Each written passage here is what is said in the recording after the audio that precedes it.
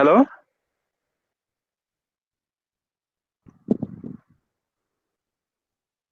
Present now.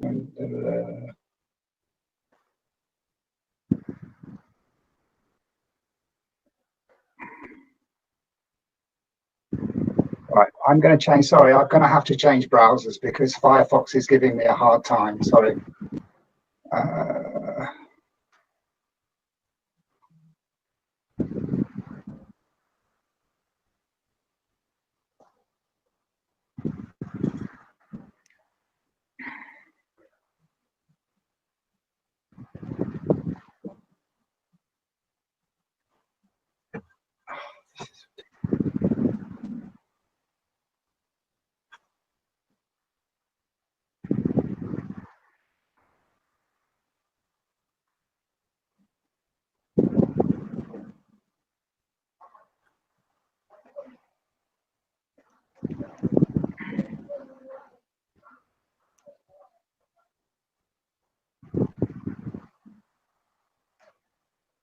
Somebody else is now presenting, so.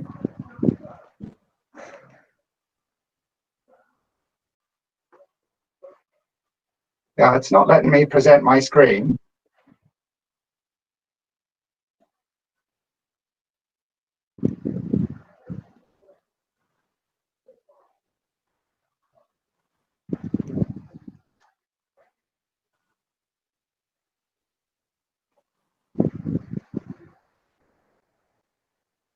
I can't present my screen for some. Penelitian dengan British Council, mungkin Bapak Ibu yang dari bahasa Inggris ya, yang sering membaca jurnal artikel atau buku British Council, mungkin sudah pernah menemukan nama beliau.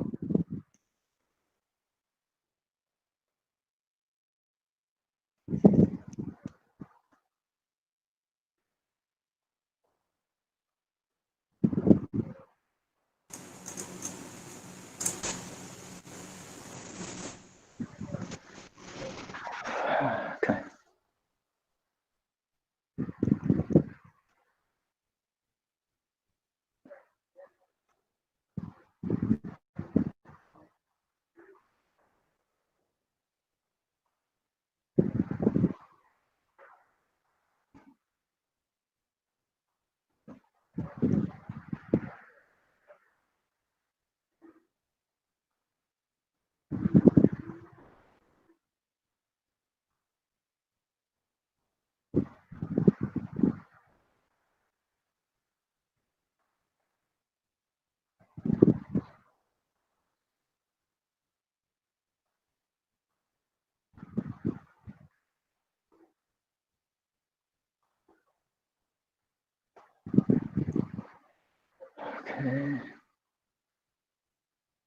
Ya, Bapak Ibu sambil menunggu mungkin sudah bisa diisi absensinya. Linknya sudah dikirim oleh Pak Beni. Dan ini seperti yang disampaikan oleh Pak Beni sebelumnya bahwa setelah Bapak Ibu mengisi absensi, maka secara otomatis sertifikatnya akan dikirim ke email Bapak Ibu. Tapi sekali lagi, walaupun sudah mengisi absensi dan dapat sertifikat, diharapkan untuk tetap berada di sini Bapak Ibu ya. Kita selesaikan bersama Gary dan nanti akan ditutup dengan penutupan. Okay, welcome back Gary. So hello, sorry about that. Okay, no problem, sir. Yeah, we are just waiting. Okay. Can you see that now? Still not yet, sir. Yeah, it's trying to present it. Okay, right. Yeah. Yes, it works now, sir. We can see it. Okay. So I'm going to try and do this talk in this new environment for me. I'm sorry about the confusion, but it's a completely new environment for me. I've never used it before. So I was going to try and show you a number of things, but I don't quite know how this will work. If I can, I wanted to get some idea. I'm going to use a tool that's called Mentimeter. And I want to get some idea of you know, who you are. I'm going to stop presenting a second. Let me do this in a different way. So in the chat window in English, can you tell me what words best sum up online learning for you? So just type in the chat window which words sum up online learning for you. What words come to mind when you think of online learning? So I'm just menulis, yeah. Okay, just like Ibu Ernanana, online learning is practical. Okay.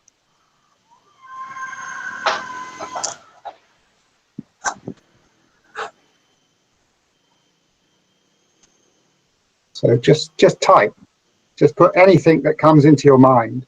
You can put it in Indonesian if you want, and then somebody can translate it for me.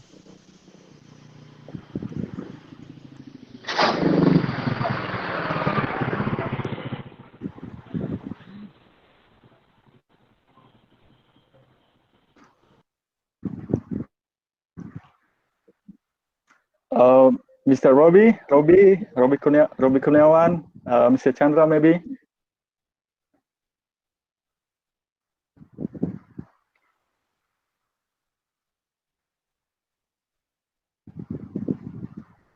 Okay, so I'll pick up on what I've got. So people are saying things like, you know, you can connect from everywhere. You can save time. There are challenges to learning, obviously. People use the word virtual, and of course it's relatively new. So in this current situation that we're in, where people have been forced to go online because the schools are not open or the universities are not open, this obviously can cause problems. But there are certain things that we know from the world of distance learning. Distance learning has been around a long time, and we can... But this is an odd system to work. I'm still sort of struggling a bit with this. I'm trying to share something. I can't see my share possibilities. How do I share again? I'll go to the bottom of the screen. Got it now, sorry. Okay.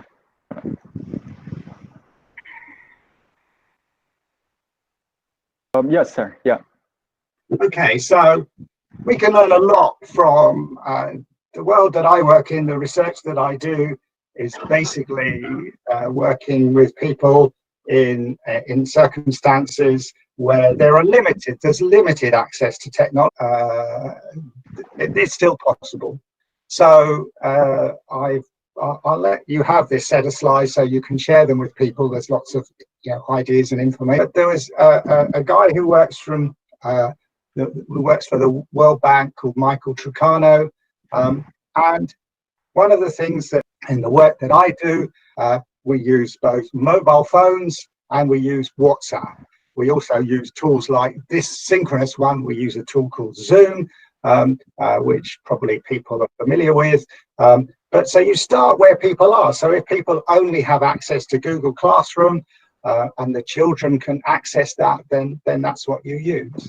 So the idea would be to start small. So this is number 2, start down and out and then move up and in. So you start small, don't try and do everything at the same time. So don't try and take, if you've never done it before, just try it with a few students, or even start it with a few friends. So try things out with a few friends or a few other teachers. A lot of the problems come when governments and institutions tend to treat teachers as a problem. So they see teachers as a problem and they try and find solutions by finding automatic systems. All right. And the fourth point, it's the content, not the container. So it doesn't matter which tool you use. It's what you do with it that's important. So we all know how to teach. So if we're all language teachers, then we all have an idea of what language teaching is. It's putting that language teaching experience, that practice that we have, into the environment. It's not worrying about, well, should I use this tool or that tool? It's as we said, it's using the technology that's available and doing what you do best in that. So one of the problems with technology is if you start you know, going in the right direction, in the wrong direction, you can get there very quickly. So that basically means, you know, if you try and introduce technologies in the wrong kind of way, they'll make the situation worse. He talks about what are called Matthew effects, and one of the big problems with technology is that it reaches out to people who are middle class, who can afford internet connectivity, who at home may have access to laptops and these kinds of technologies. It doesn't take account of the people who really need reaching, who are the people who maybe live in small villages, who have probably limited access, if any access, to electricity, and very little access to resources in general. So don't expect to succeed first time. So for example, this is the first time I've used this particular meeting environment and I'm struggling with it. All right, so I'm not quite sure what I'm doing. I'm not quite sure what you can see, because I've never experienced it before. It's quite good for you to see me fail, because you think, well, you know, he's supposed to be this expert and he can't make it work. All right, so but hopefully I have made it work a little bit now, so I'm not a complete kind of novice at these things. When you're talking about big projects, think about sustainability. So if you're going to put something in place, put it in place so that it will remain. So don't just think about this for now. We shouldn't just be trying to find emergency ways of teaching. We should be thinking more longer term. So this is a good opportunity for people to begin to use technology in ways that you know, that we have been talking about using for a long time, but very few people actually use. And we know a lot about what's bad. We must make sure we don't repeat them. Now, in his work, Michael Trucano always has a number 10. Now, number 10 is your ideas. So, again, in the chat space, can you put your ideas? What ideas do you already have? What technologies are you using? What kinds of, you know, ways are you trying to reach out to people who are disadvantaged? So, you know, do you have this kind of person? I know from some of the teachers I worked with from Indonesia that there are already quite a few schools that have lots of technology in them that have been specifically targeted. So, you know, what things have happened that have been bad that you think you should definitely avoid? So put some of these in the chat window. So again, I'm going to try and stop sharing. I'm going to go back to, so in the chat window, do you want to put those things? So what things are you already using? What technologies are you already using? How are you using them? What's the situation in Indonesia? Do children have access to laptops, or do they only have access to mobile phones? What kinds of technologies do people have?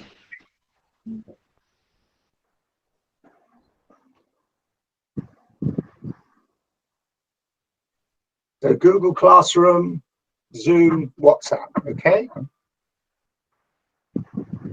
But why are you using Google Classroom? Did you choose to use Google Classroom, or is this a government decision? How did you come around to using Google Classroom? Were you already using it?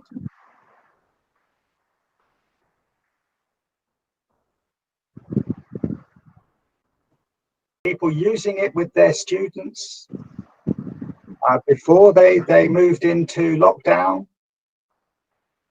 A WhatsApp group, okay. So essentially you're using,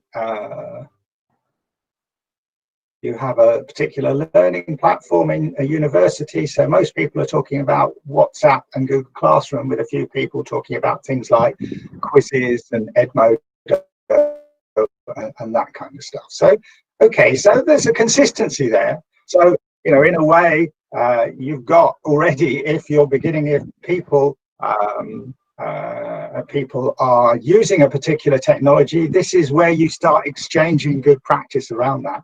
So yeah, that's true. Not everybody has internet access. So you might not believe this, but that's also very true in the UK as well. So I'm going to try and see if I can share this again. And I'm slowly learning how to use this. It's out there in terms of the sorts of things that you might use. And I tend to, part of the point of this talk, as I say, is what can we learn from the sector? And Michael Trincano, who works at the World Bank, is part of that. But there's also organizations like this one called the Interagency Network for Emergency Education. And I went to a talk recently, Jacqueline Strecker, who worked for UNESCO. And she talked some very interesting, made some very interesting points about how we should do things. But if you look at the bottom of this slide, you can see that she talked about a variety of tools. Google Classroom is delivered either on mobile phone or to a laptop or to a tablet. But have you thought about using radio? Not necessarily radio, but maybe audio as well. So there are low-tech technologies that we often don't think about. So she talks about paper and pencil as well. So there are ways of using technology that allow you to be quite proactive in terms of what you're using. So if students have a textbook, for example, don't worry necessarily about putting materials online. Don't go to the extent of, when you use Google Classroom, refer them to a particular page in the textbook and give them some tasks and activities around that. So, ask them maybe to write something on a piece of paper and then take a picture of that piece of paper and send it to you. It doesn't have to be in a digital format. So those kinds of more low-tech environments can be used in interesting ways. So, you could use the audio that maybe comes with a textbook, or you with a friend could record somebody in your family. You can record a dialogue. You can put that online, comes from the textbook. Maybe the questions are already in the textbook for the dialogue. The students can write down the ideas, they can take a picture of it, and they can upload that to Google Classroom, for example. Or if you're using WhatsApp, you can do the same sort of thing. You can take your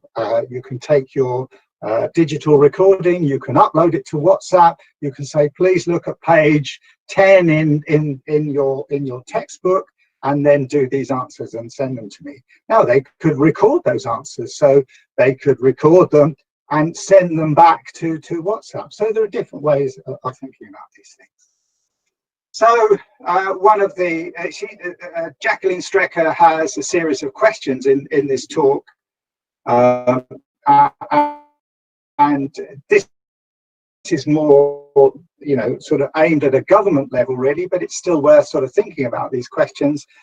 So what sort of things, should you prioritize? What sort of areas should you focus on? We've already talked about the resources. How can we try and make sure that everybody can participate in this? That's a very difficult one when people have limited access, but as I say, there are possible ways around that. What should we tackle first? So let's not be worrying about what we're going to be doing in a month's time. Let's worry about go to school to get fed. So in many parts of the world, I don't know what the situation is like in Indonesia, but in many parts of the world, if children are not going to school, they're not getting fed. So that's a hidden cost. So it's not just about education. So UNESCO are thinking about these things. So I probably haven't got time to do this kind of group work. So here's a bit of information again. I've been attending a lot of online webinars because I'm just sort of checking what people are doing. And this was a very useful, I thought, a very useful way of thinking about how you choose tools. This was from a presentation that's based on a model by somebody called John Biggs. And she referred to this as backwards design. So before you make any choice about the technology, you should be thinking about, what do you want the students to learn? How will you know they've learned? So how do you test for the learning outcomes? And I'm not talking about formal, traditional, end of term tests or end of week tests. I'm talking about formative assessment in the classroom. And you know, how do you know that those students have achieved those sort of you know, processes? So you have to think first about, what am I trying to do here? All right, and then you pick your tools. So this is Tony Bates, another well-known person in the field of technology in learning. He worked at the Open University in the United Kingdom for a long time, and he has this diagram here where, you know, it reinforces most of the things that I've talked about. So, you know, focus first on students, think about how easy it is to use it, think about what characteristic it has, what can you do with this. Think about interaction. Obviously, if you're talking about language teaching, it's particularly important, you know, to think about interaction. So if you do mix up, for example, WhatsApp or Google Classroom with Zoom meetings, I'm working for an organization in Manchester at the moment, or doing work with them. And one of the things that they're doing is they use Google Classroom as a way of providing, like I say, so, you know, look at this textbook exercise, do this exercise, and then, you know, so on Monday you send out the materials for them, you know, so it's in preparation for a class on Wednesday, and then on Wednesday they meet and practice. So the interaction occurs there. Okay, and, you know, not to be forgotten, you know, they're number 8, security and privacy. When you're working with children, you have to think about making sure that what you do is safe and secure for children. To think about what we, in the UK, we refer to as safeguarding issues. So if you want to find out more about the resources that are available, different kinds of technologies, then you can actually look, you can get hold of these slides. I'll send them to Patmi, and or I'll put a link to them in the chat when I can get back to the chat, and you can follow it up and look at the materials. So I've already kind of done that. I'm going to skip a lot of this. I mean, we've done a lot of work with WhatsApp, mostly with teacher education. And out of the research that we've done, we've discovered that there are various things. These are related to work we've done in teacher education. So I've adapted these to what we might do in terms of language teaching and using them in different environments. So even with a tool like WhatsApp, you can exchange ideas. If they're struggling on something, they can ask for help.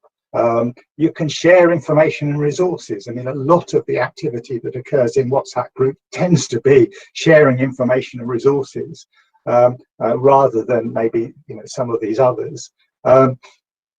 You can collaborate on activities. So actually, I mean, if students have access to their own mobile phones or their own laptops or their own tablet technology, if they do have access to that and they have connectivity, they can work together independently. So the group work can occur in their own WhatsApp group. So if children are already obviously exchanging this kind of information, you don't have to do all the tasks directly in this class. So you can have a class WhatsApp group where you meet every so often to do things, or you send information out, and then you ask children, or you put children into little groups, and you say, can you set up a group, and can you do this activity, and then report that activity at the same time. So you can practice language. Obviously we're talking about practicing language, but this was because this was about sort of teacher education. So you can actually go through activities that directly practice language. You can run synchronous sessions. So people sort of think of WhatsApp as an asynchronous tool, so a tool that works not, you know, so people are not communicating at the same time, but you can say, we're going to meet in WhatsApp at 2 o'clock on Thursday afternoon, and then everybody meets as the group, and, you know, they're typing. So, you know, you might have a listening text, you might have a reading text, you might have a series of questions, and you present those into it. Or, you know, if you're using something like this, a PowerPoint, you can break these PowerPoints down into individual pictures, and you can present the picture. And then you can talk about it. You can record your voice. You can talk about it in real time. So it's possible to do that. So again, sharing materials, you can debate things. So I'm going to stop there because I'm, finding this, those are kind of some general ideas. And then I'm going to kind of open it up for questions for people rather than doing something that is just me talking, because I find that, so there's just a few ideas that you might think about in terms of doing it. So the basic takeaways, as they say, is don't worry about technology, worry about your teaching, find a way of doing the thing. So if you're already, doing work with a particular tool, then get together in small groups. So create your own WhatsApp group, or create your own, have a Google meeting every so often and talk about what you're doing, share ideas. So there are already some questions there in the chat, are there? So what are people?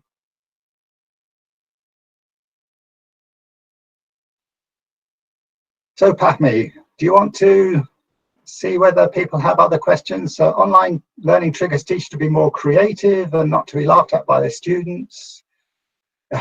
Yeah, okay, that's true enough. Yeah, I mean, you can see, you can laugh at me, how I, struggled at the beginning to make this work, because I used one browser. So I was using Firefox as a browser, and it wouldn't let me access this Google space. So I had to go out, I had to log back in, because my system's not sort of set up in that kind of way. But yeah, so you have to get agile. So in a way, it's a good thing.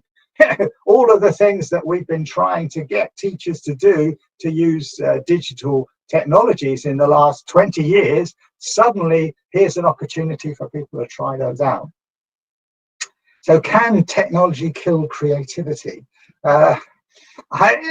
I think if you look at all of the things that have been happening since we've been sitting at home, well, I don't know whether you're sitting at home in Indonesia, but at the moment, most people in the UK are sitting at home. People have got very creative about doing things. So lots of clever uses of technology to do the sorts of things that we want to do. So I think any disruptive crisis brings about people's creativity in a way. So in a way, the creativity is something classroom setting at the back. There are probably a huge gap between students that are welcome for you, but maybe, I mean, they're talking about this in the UK at the moment. I mean, one of the options that occurred to me was that, particularly if you're going to have a period where you're slowly taking children back to the classrooms, or the classroom sizes are smaller, then what you could do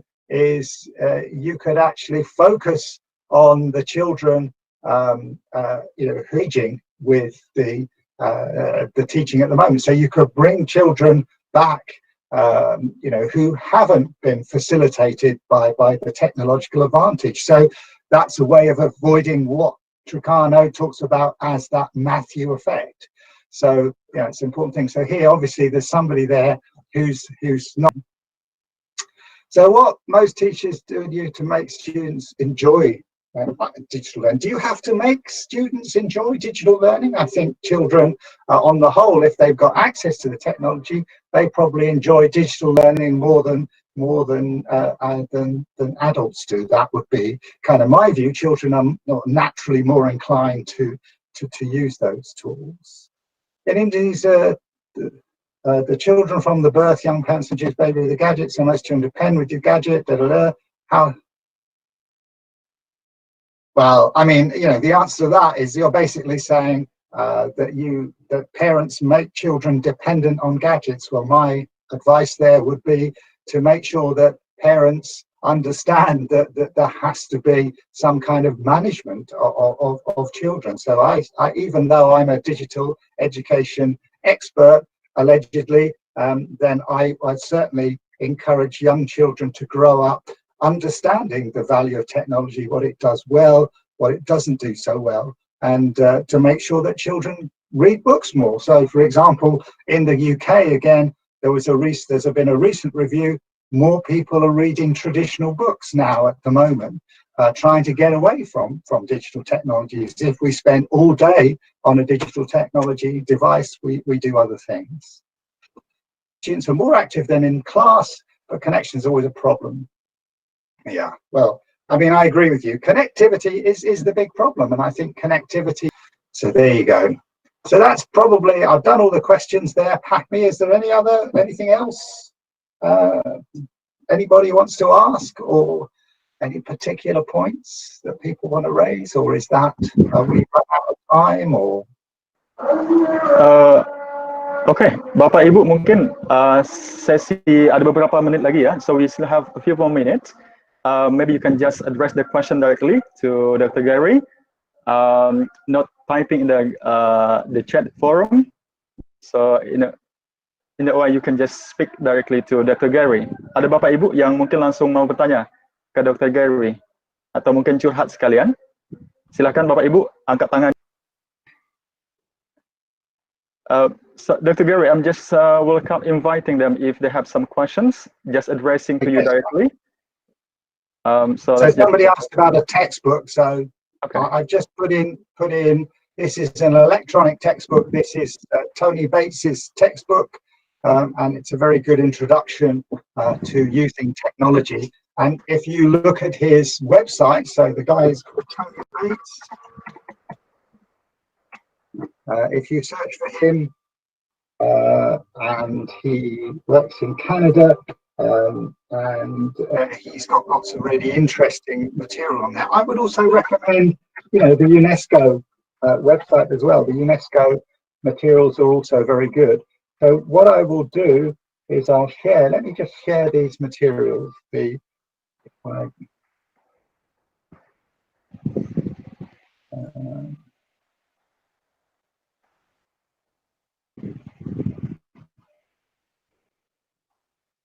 To the slides, this is my presentation, and there are a number of links in there that you can have a look at. So that's also something you can follow. So you can look at some of the more detailed research papers that we've created based on the work that we've done. And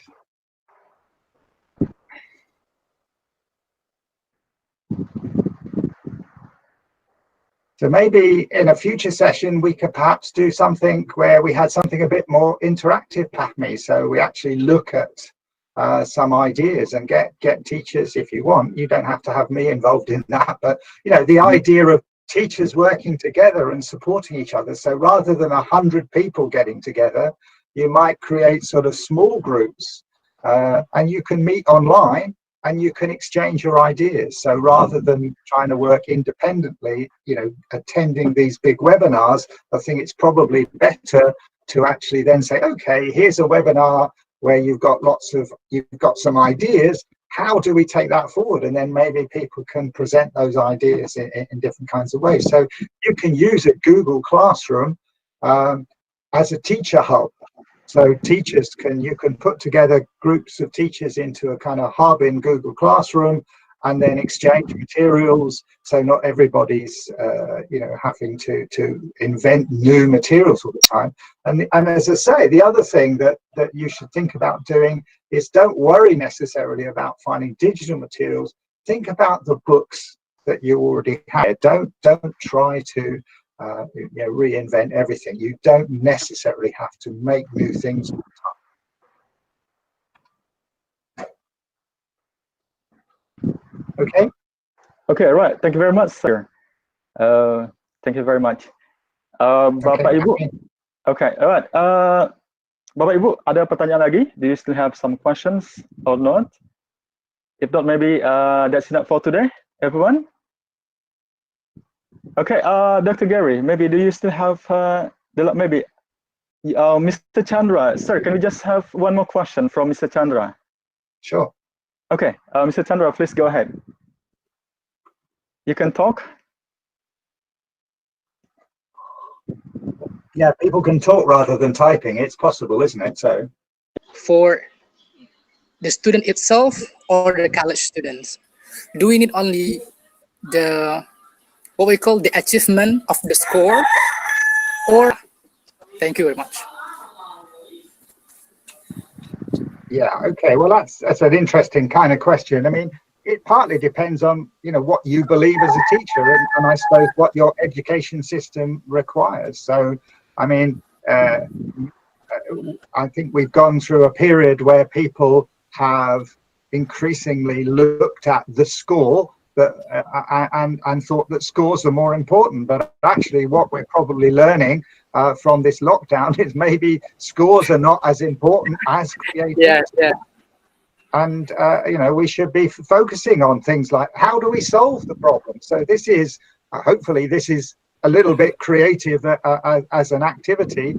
So, you know, you've created a new way of trying to solve a problem. So what are the problems that you face? What are the questions? And you can address those to your students. So instead of, you know, using maybe traditional materials or traditional questions, you can say to the children, well, look, we've got this problem here, haven't we? You know, how do I teach language effectively when you're at a distance from me? What do you think? What are the best ways of doing it? How can we do that? So, you know, there are lots of ways of, you know, throw those questions back to your learners. Use it as a learning opportunity.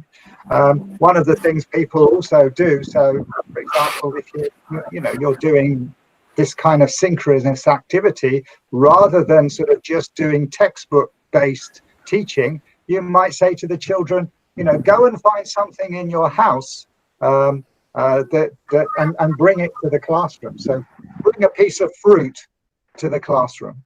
And then you can get them to describe the fruit. You can get them to talk about why they picked that piece of fruit. You can get them to eat it and say what it tastes like, and then they can write something about it. Or children can be put into different groups based around just a piece of fruit. So one picks a banana, or, you know, at a lower level, they just simply talk about, you know, an orange is orange, a banana is yellow, an apple is green, or whatever. So, you know, you can use it at different levels. So it can be quite complex. They can talk about, you know, how apples grow production. So it's quite easy, or different vegetables, they bring them together and then they have to invent a new recipe for, you know, based on the food that's available. And that relates to the problems maybe that they have in their real world environment. So, you know, when you've got limited access to food because of a lockdown, you have to be creative about cooking. Okay, thank you very much, sir. Okay, right, Dr. Gary, I think that's all for today. Okay. Okay, do you have something else to say, sir, before we dismiss? Oh, thank you for inviting me, and I hope what I said was useful, and I hope that I didn't do too badly in showing off my technological skills. So after the initial problems that I had, we can just invite you in the next time, sir. Thank you very much. Okay. Thanks, Pahmi, and thanks everybody. Ya. Baik, Bapak Ibu, demikian acara webinar kita. Terima kasih banyak, dan mohon maaf Bapak Dekan berhalangan untuk menutup kegiatan ini. Saya mewakili, kebetulan saya juga sebagai Wakil Dekan FKIP UMRI, mengucapkan terima kasih banyak kepada Bapak Ibu atas partisipasinya yang luar biasa, dan semoga semuanya sudah mengisi absensi dan sudah mendapatkan sertifikat. Semoga seperti yang disarankan Gary tadi, nantinya kita bisa berkolaborasi, bekerja sama, membuat kelompok-kelompok secara online berdiskusi. Untuk sertifikat warahmatullahi wabarakatuh. Kita masih otomatis ya, jadi sabar menunggu.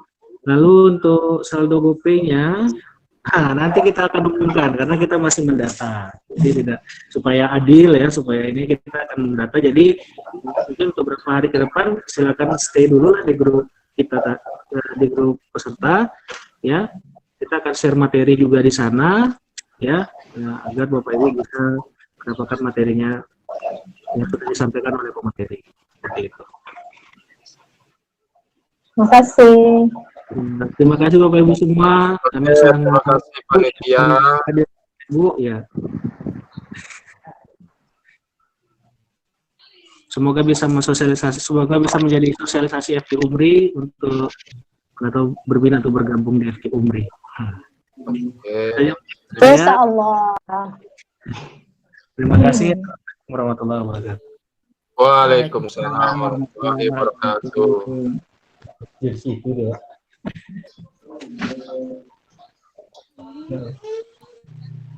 Siswa saya ada Pak masuk tuh tahun kemarin. Teknik informatika.